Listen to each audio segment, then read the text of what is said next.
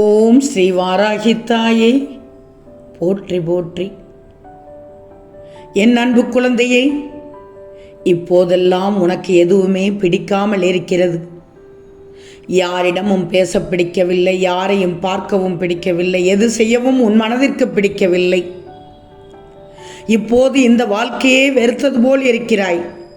வாழ்க்கையில் விரக்தி அடைந்தது போல் உட்கார்ந்திருக்கிறாய். தாயே, இதுவரை என் வாழ்க்கையில் நான் வேண்டிய எதுவும் கிடைக்கவில்லை. இன்னும் எத்தனை நாள் காத்திருக்க வேண்டும்? உன்னைத்தானே தாயே மலை போல் நம்பியிருந்தேன். நீயும் என்னை கைவிட்டு விடுவீங்களோன்னு பயம் வந்துவிட்டது. எனவே இனி நான் எதற்கு வாழ வேண்டும் என்ற எண்ணம் உன் மனதில் தோன்றி இப்போது புலம்பிக் கொண்டிருக்கிறாய். முதலில் இந்த வாழ்க்கைக்கான அர்த்தத்தை புரிஞ்சுக்கோ.